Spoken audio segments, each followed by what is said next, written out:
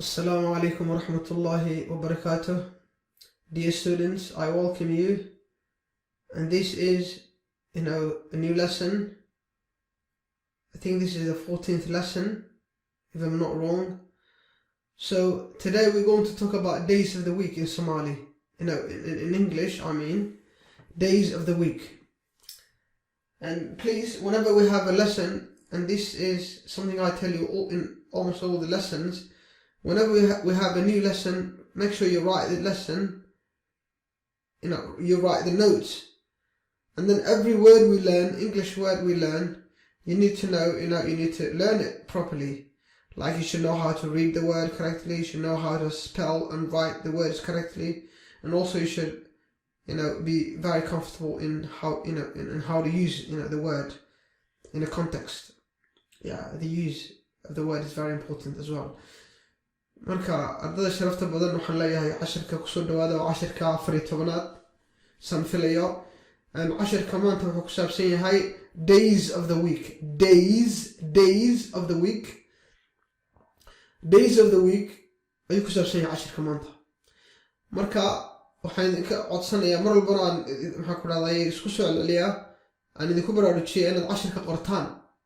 aad qortaan oo qaybtaan qoraalkiisa erey walba waxaa laga doonayaa English aad barato waxaa laga doonayaa arday ahow inaad qoraalkiisa ereyga garanayso, inaad sida maxaa ku dhahday loo qoro aad garanayso, sida loogu dhawaaqo si sax aad garanayso,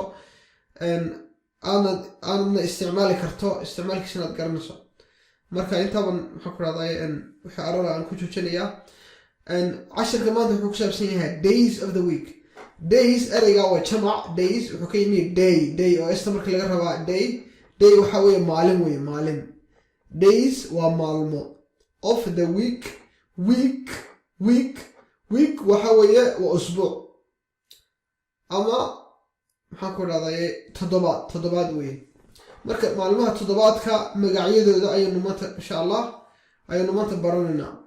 Marka maalinta ugu horeysa waa Saturday.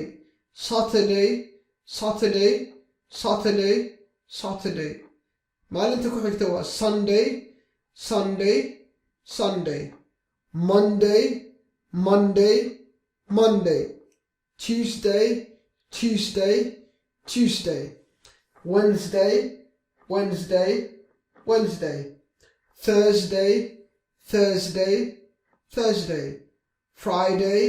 Friday. Saturday.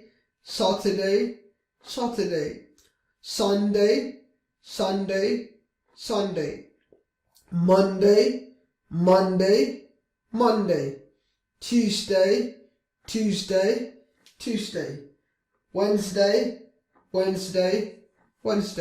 Tuesday. Wednesday. Thursday. Friday.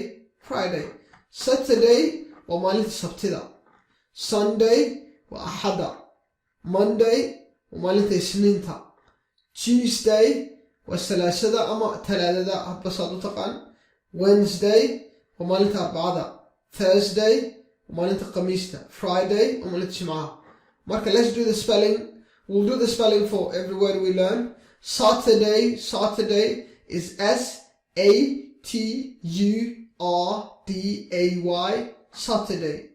Sunday is Sunday. Sunday. Monday is Monday. Monday. Tuesday is Tuesday. Wednesday is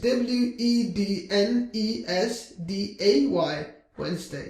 Thursday is Thursday. Friday is Friday.